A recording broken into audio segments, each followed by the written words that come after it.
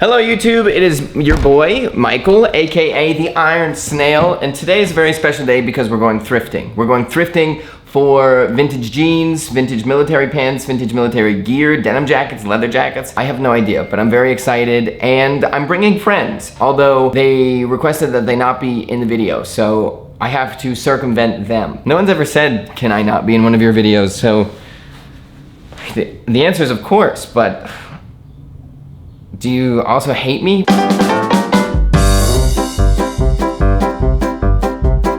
We can still flex though. Oh! Well, hello Snailians. I hope you're having a lovely weekend. I certainly am. I just made dinner. It is, well, my biggest talent in life is actually following a recipe for one thing for dinner and then thinking the next day, I never need to read a recipe again. I can just throw anything together that I want.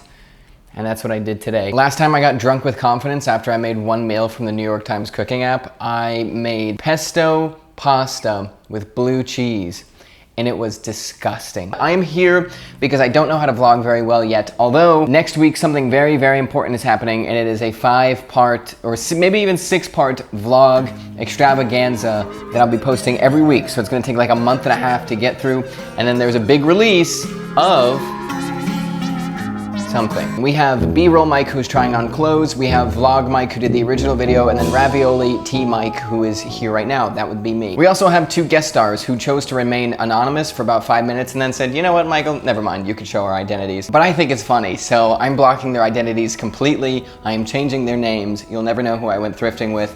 Their code names are Bonnie and Clyde. This is best pizza, and the pizza is the best. Anyways, I have to go. The anonymous killer of friends are waiting for me outside. This video is also sponsored by Huckberry. This is the Will's Wrinkle-Free linen shirt. It is 65% polyethylene, 35% linen. So I know it's a little high in polyethylene, but that's so it doesn't wrinkle, which is very convenient. We'll be testing it today. And that's the entire sponsorship. I'm trying to condense in efficient size so that way people stop skipping the videos, because I can see that you're skipping that point and it's hurting my growth on YouTube. Just waiting for my ride now. It's my friends who cannot be named. So hopefully they get here soon. I should also specify that these are thrift stores, kind of. They're more like curated stores. The nice thing about New York City thrift stores is that you can get ones that just take everything, and then you can get ones that basically do all the work for you. So we're like shooting boars. You ever seen that scene from Succession where they say they're gonna go hunting and then people just throw animals at them and they shoot them? That's what we'll be doing today, some form of that. Anyways, I got in their car, they whisked me away from the apartment, and we went through a nice little tour of Brooklyn and landed at 10 Feet Single, but we did have some very important conversations along the way. Do you like the smell of each other's armpits? And don't lie. Little thing you need to know about 10 Feet Single. So you can get whatever you want there. And apparently this is the best place. If you're on the dating scene in Brooklyn, go to 10 Feet Single, because man, women, anything in between, it is just a collection of the most beautiful people you've ever seen looking for old clothes.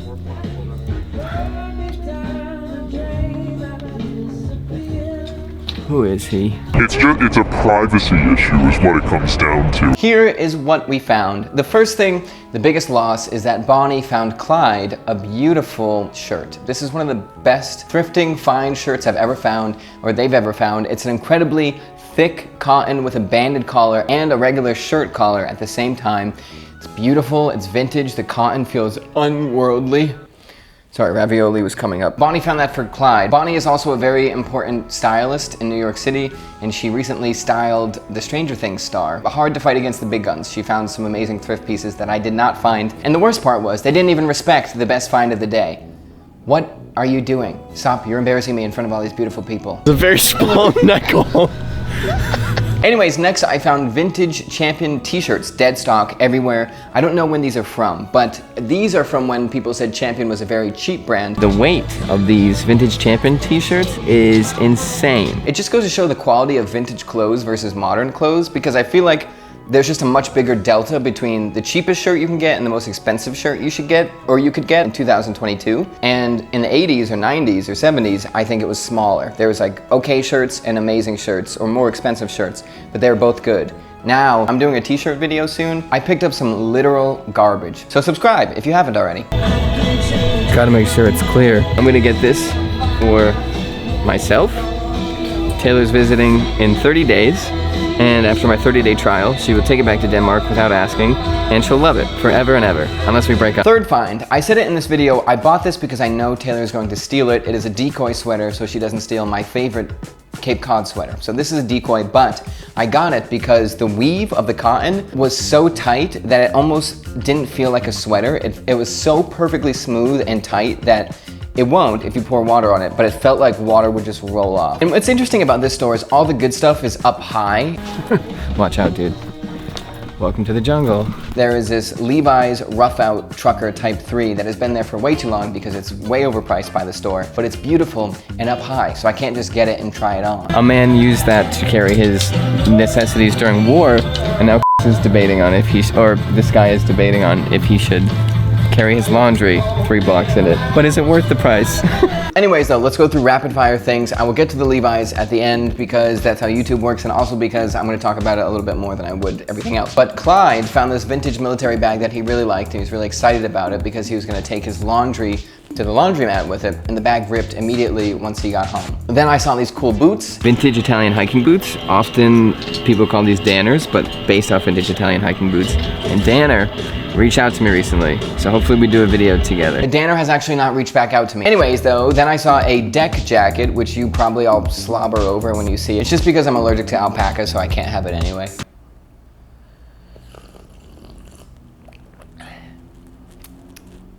It's pretty good.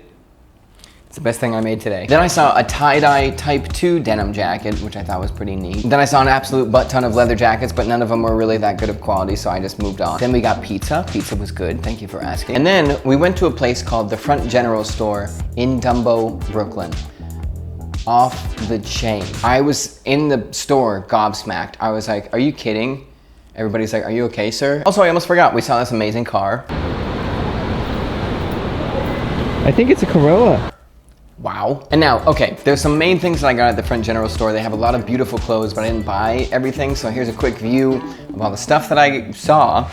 And then we got to the vintage dead stock towels, which is amazing. And it's amazing because Taylor's grandfather and grandmother on her father's side have this tiny, tiny cabin in Maine that they've had for a very long time. And if you go into the bathroom, there is a closet. If you open the closet, there are towels. The towels are all vintage 1950s made in the USA towels. Beautiful. And they've been using them since the 50s, so there's all these holes. Some of them are like threadbare and they still use them.